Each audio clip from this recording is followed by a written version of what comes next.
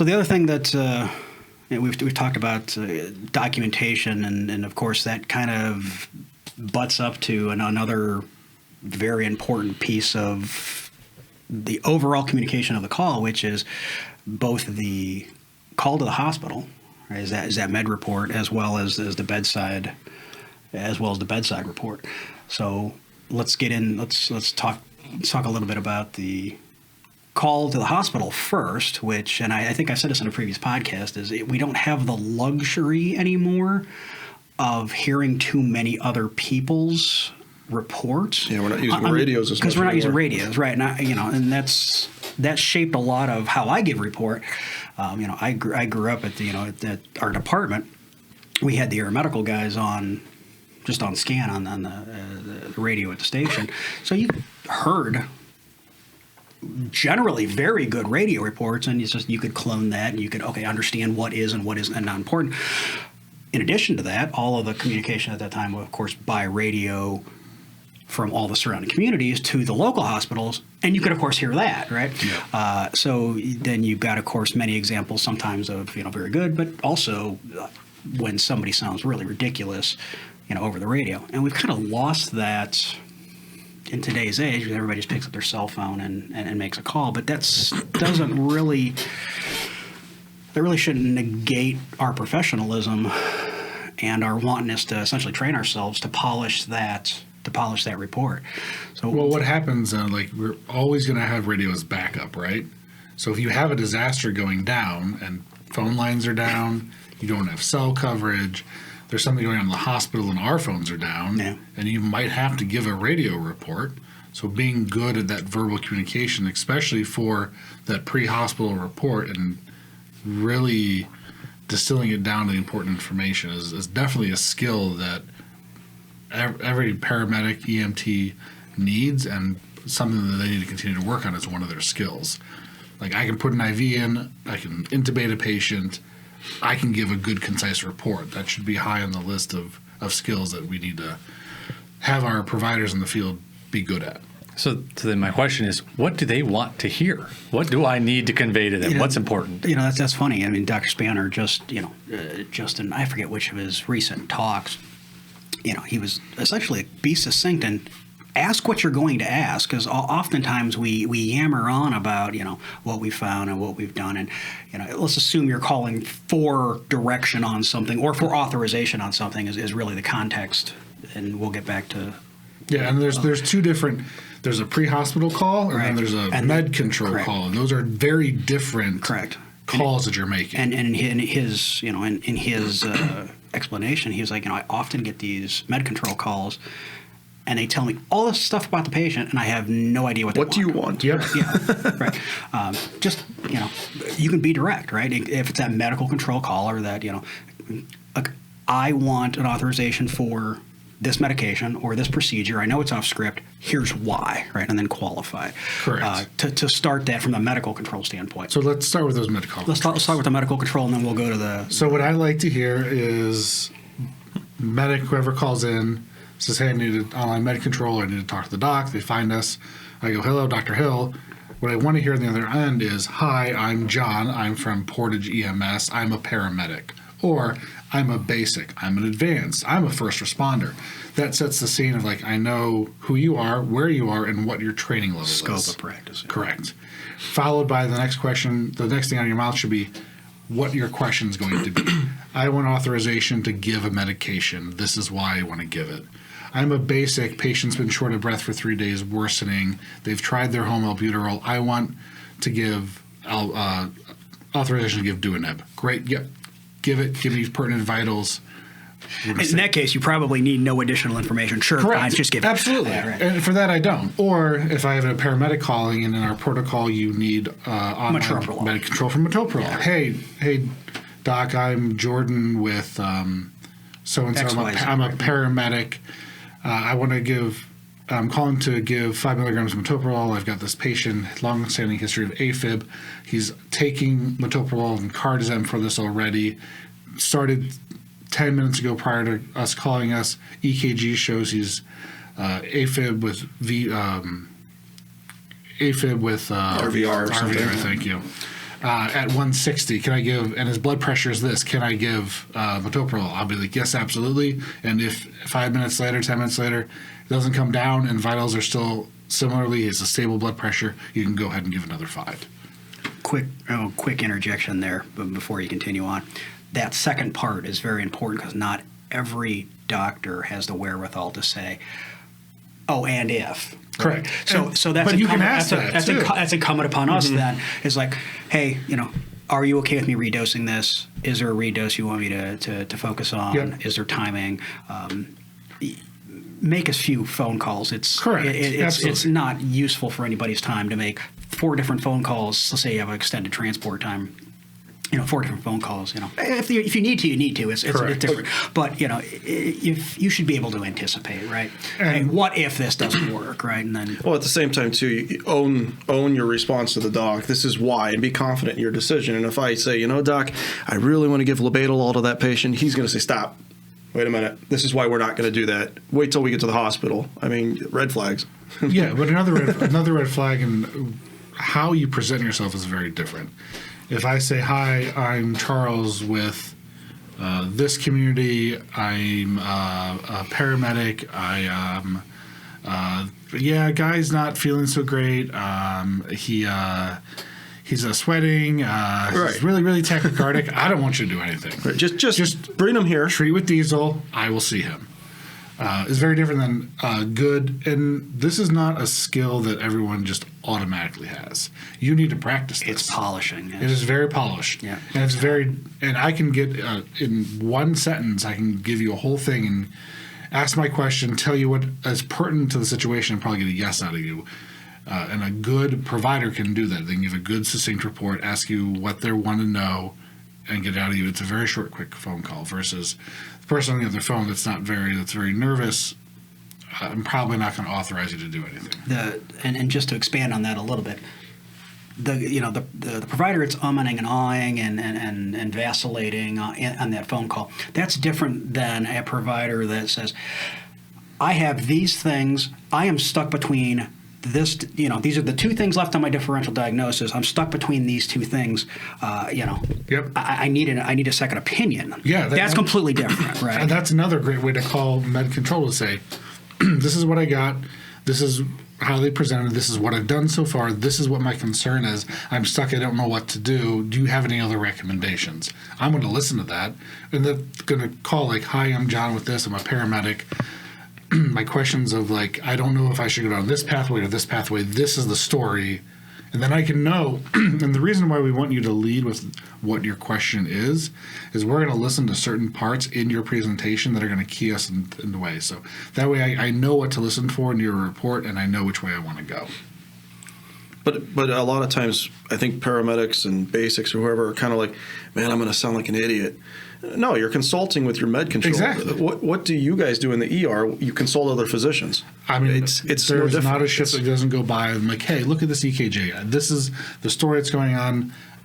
What's different from that standpoint is I might sideline one of my colleagues. Their name's not going in my report. Versus what you guys do in the field is if you're going to call med control, you're absolutely going to say, I spoke with Dr. Hill. This is what he recommended or agreed to. So. Yeah, absolutely. I mean, there's nothing wrong with asking for help when you need the help. And to your point, if you lead with I don't know what to do, then you're I don't know either. Yeah.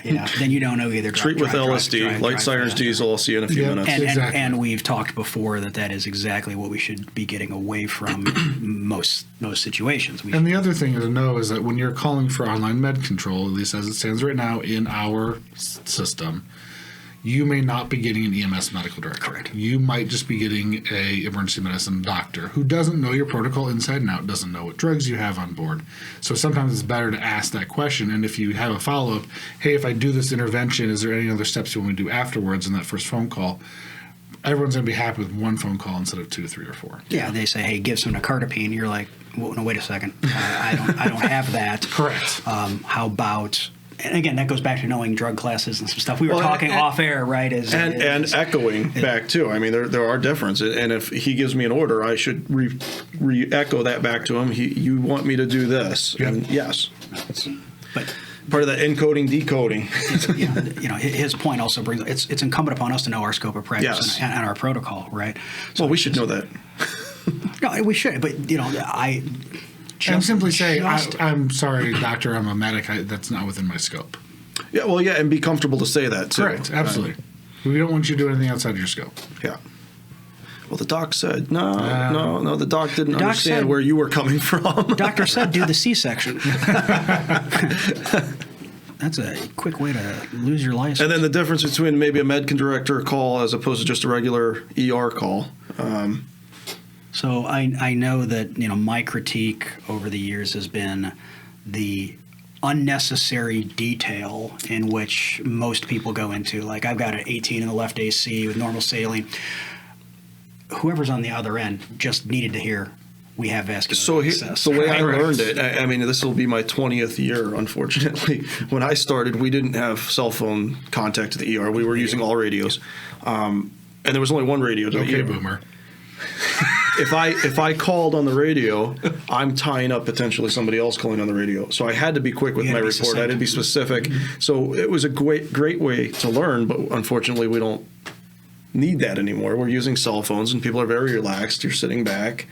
If you're like me, your feet are on the top of the cot with your patient's head. No, I'm kidding. And we're calling our reports, and you're not getting the uneasiness of everybody in the county's listening to me. So therefore, I think we're getting bad at this, and I think that we need to get back into.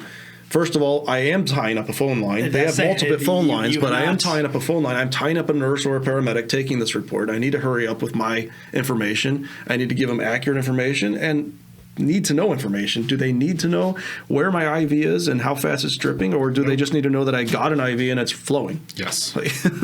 Yeah, or it could be as simple as, patient was hypotensive, signs of dehydration, we started a line, they're getting a bolus, you can literally be that. And I guarantee the three of us who are still paramedics in the field, very much to like my narrative that I copy and paste, my radio report's the same every time as well. I just Very, add very pertinent similar. information to my Yep. patient. It's the same.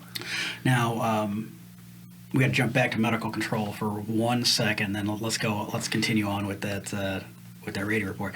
You said something, you're tying up the nurse, the doctor, or the paramedic, and that's important from the medical control standpoint. Understand that a lot of hospitals, I don't Have one or two physicians. they may have one or two physicians, but a paramedic may be answering that phone.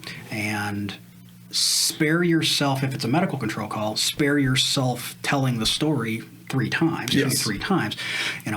If I need med control, I those are call and I say, I need to speak with med control. And I'm not going to paint my picture to you. I need him. I need to speak with a physician for medical control. And I've never authorization. had anybody discredit that. They always said, stand by. Hold on. Or hold on 1 second, we'll get them. I certainly know of cases where people have called in, given an entire report. I want an order for this, and then the medic takes. No, I gotta do it all again. Hold on a second, and then he or she's going to go tell the doctor, or he or she's going to put you on with the doctor. Monumental waste of time. No, right? Understand who you're talking I'm to. calling from this and this. I need to speak to med control. Yep. That's all you need to know. I need to speak with a physician, right? And Yep. I'm a little more assertive in that, right? I want to speak to physician. Don't put, again, not knocking. I don't want to talk to your nurse. I don't want to talk to PA. I want to talk to highest level of care. I mean, and Dr. Singer even made it less words than that. He just calls himself command. I just need command. Yeah, he came from a very structured system where there was a daily commander, right? Now, back to. Do you see at any point in UH's development here that we go here to, we go. Oh, no. do we go to a Hold on a call-in second, I medical gotta control center? Yes. That would be fantastic. I think it would be awesome. We really hope so. That would be fantastic.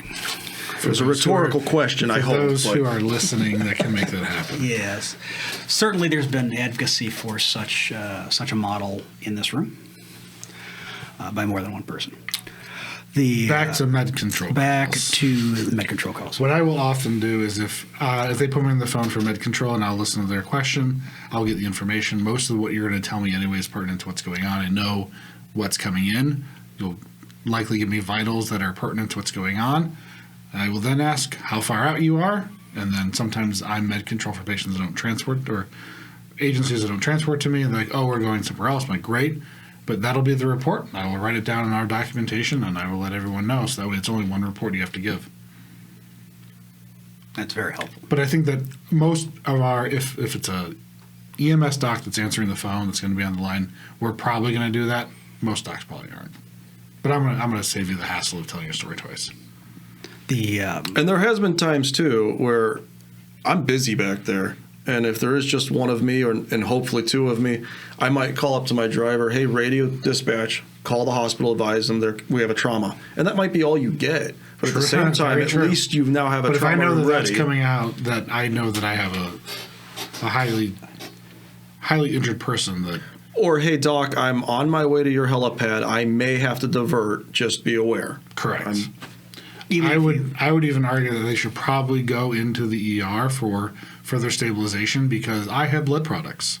Now, I know that most aircrafts that are coming are probably going to have blood products there, but I have more tools. I have way more staff in an aircraft. It's probably going to behoove you to come to the emergency department, have us stabilize aircraft lands. We do our things there. We even can send blood with the patient, and then they get packaged up and leave. Much more controlled atmosphere. Much more controlled atmosphere. I have way more staff. I have more things that I can do. I have more resources. And in all honesty, how much more of a time difference is that? I mean, not much to stabilize a patient. You're speaking from the standpoint of a trauma center, though. You are a level.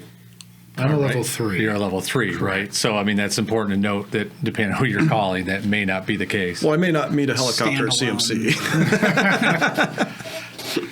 But you do bring up a good point that it would be at least be a phone call to them that you're going to be meeting them there. But the doc, it's still an ER doc that should be there, hopefully. And most places across the United States, if you're in an emergency department, most are EM trained.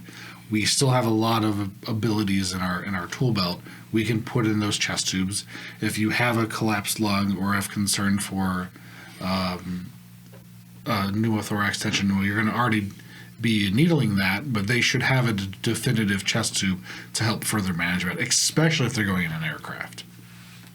So there's still other things that we can do to help stabilize and even get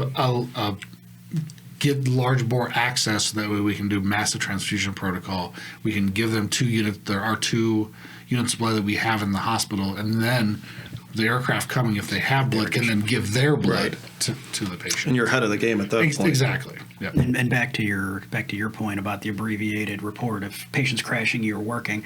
Even if you choose to make that phone call, I've had success with just, they pick up, hey, this is who I am. This is how far out how far I am out. Patient's in bad shape. I'm working. Shock trauma patient. I'll see you in 10 minutes. Report bedside. Hypotensive, intubated, unconscious. Correct. Yeah, Bang. and a good medic or nurse who answers that phone hears the monitor charging in the background will get, hey, you're busy, I get it. I had a case years ago. We were bagging a patient, and I dialed it. And speakerphone on the desk. I'm working. No, I had dialed it. We were bagging the patient.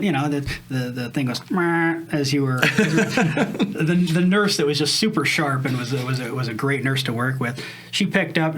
A paramedic all the time, and she goes, well, I hear you're bagging the patient. Spot on.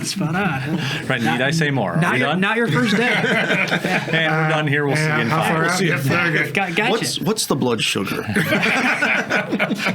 What is their astrological sign? Don't know.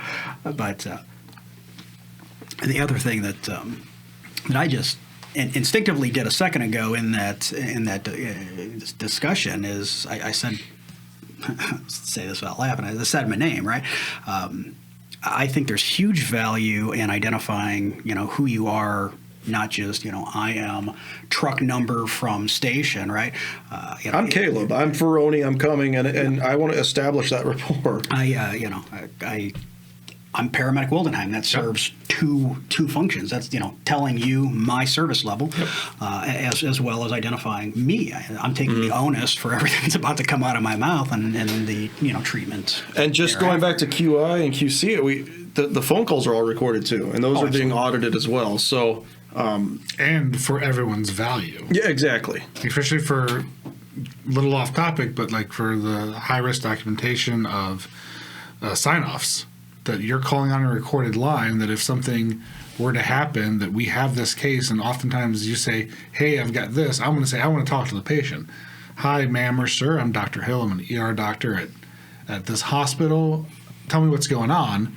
I'm going to have the exact same conversation you have. I'm hoping that my credentials of saying I'm a doctor is going to convince them to come seek care. But now I have an audio recording of that patient's voice saying that they understand the risks of what their decision is and that and what they're going to do. I think I was on a call one time where I believe it was Dr. Tori Mason, if I recall right, great doc, spent probably 10 minutes on the phone convincing my patient to go, and it was great. It was great. Ultimately, the patient decided not to go, but everything was recorded. The doc was on the same page with me because they had the same story, same information. She could ask her questions just like I could, and it worked out great. We came back about an hour later and we transported the patient. So For the same or separate reasons? for new reasons. there was new reasons. There were new reasons. Now under Good Samaritan. Got it.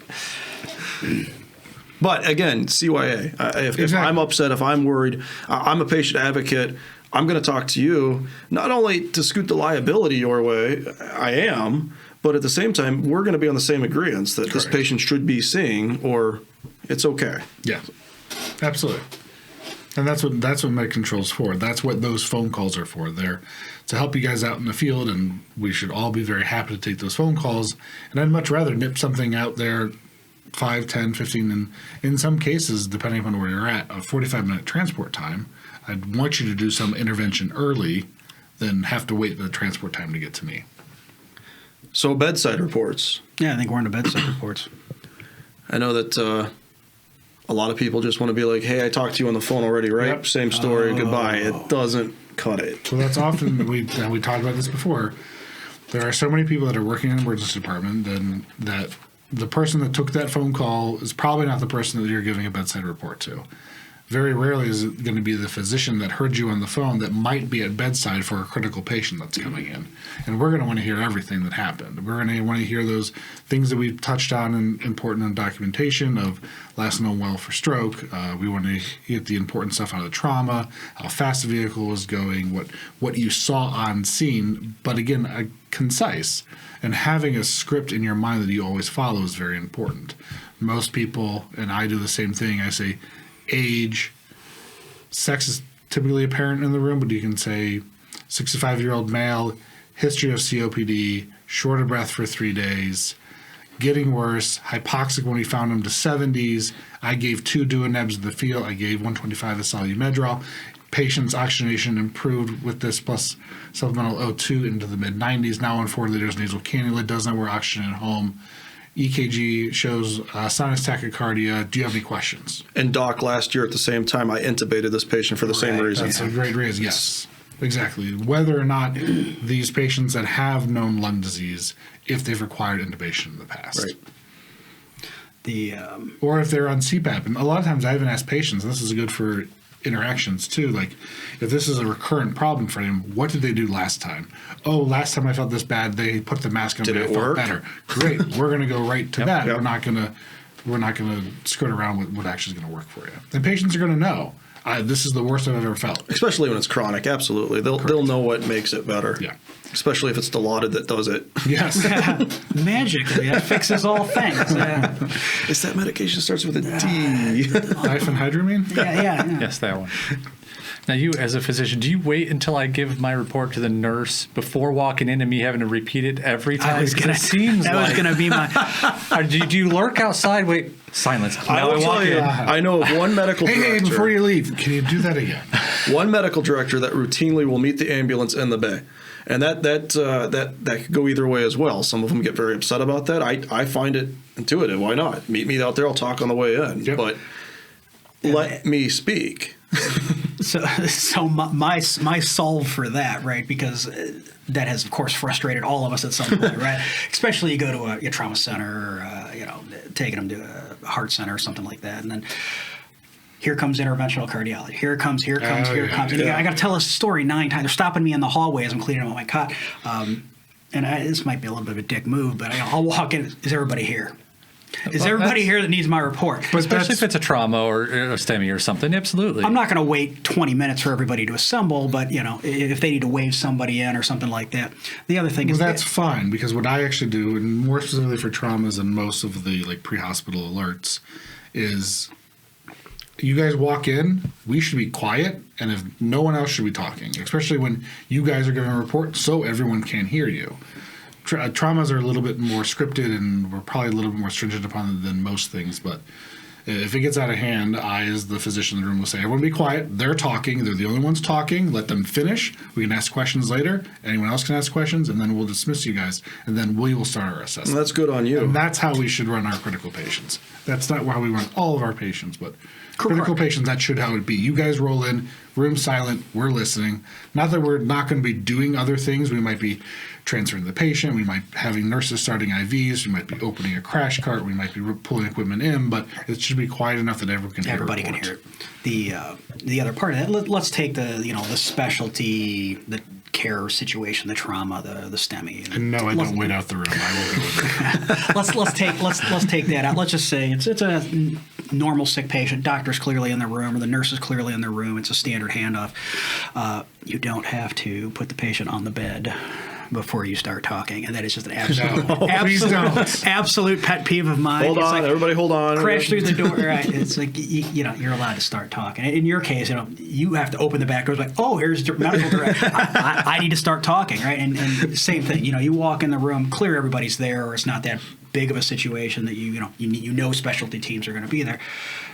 Start talking as soon as you hit the door, right? Yep. Why not? Hey, this Get is it done. Susan. She's 67 years old. She has a history of COPD. The only thing I'll say is make sure that you could ask if the nurse is ready to take report, because they might be, I always write down whatever that report's going to be. They make sure that they're ready to take their notes when you start talking. That's absolutely fair. So I would just, everyone here, is everyone ready? Report? Yeah.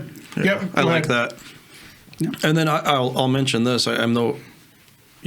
Everybody in this room actually will admit to this. You'll give the doctor a report, and then all of a sudden the doctor starts talking to the patient. The patient has a completely different story. Oh, absolutely. Don't take that personally, and don't think that the doctor thinks that you're an idiot. Because all the time I get the doctor thinks I'm an idiot. Why? Well, the patient didn't tell me that.